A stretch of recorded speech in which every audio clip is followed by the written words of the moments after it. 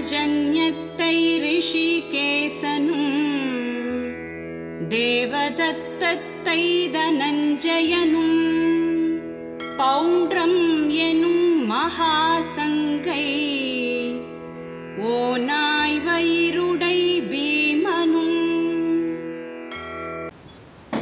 அகிலத்தை ஆக்கி காத்து கொண்டிருக்கும் எல்லாம் வல்ல இறைவன் எந்த நேரத்திலும் எந்த இடத்திலும் தன்னை முன்னிறுத்தி வழிநடத்தி செல்லும் அதிகாரம் இறைவனுக்கு உண்டு.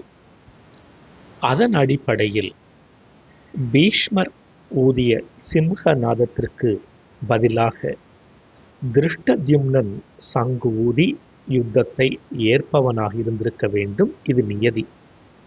ஆனால் தர்மத்தின் வழியில் நடக்கின்ற பஞ்ச பாண்டவர்களுக்கு தர்மத்தின் பாதுகாவலனாக தன்னை முன்னிறுத்தி பாஞ்சஜன்யம் எனும் சங்கை ஊதி யுத்தத்தை ஏற்கின்றார். பாண்டவர்களின் சார்பாக பஞ்சஜன் என்கின்ற சங்கு வடிவ அரக்கனை அழித்து பாஞ்சஜன்யம் எனும் சங்கை உருவாக்கினார். இரண்டாவதாக தேவதத்தம், இந்திரன் அர்ஜுனனுக்கு கொடுத்த சங்கு. அர்ஜுனன் தேவதத்தத்தை ஊதினார். மூன்றாவதாக ஓநாய் வயிறுடைய பீமன். ஆம், ஓநாயின் வயிறானது ஒட்டியபடி இருக்கும். எவ்வளவு உண்டாலும் சரி, சீக்கிரமாக ஜீரணமும் ஆகிவிடும்.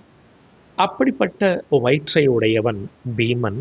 அவன் பௌண்ட்ரம் எனும் மகா சங்கை ஊதினான் என்று அடைமொழிகளோடு சஞ்சயன் பாண்டவர்கள் பக்கம் உள்ளதை விவரிக்கின்றான்.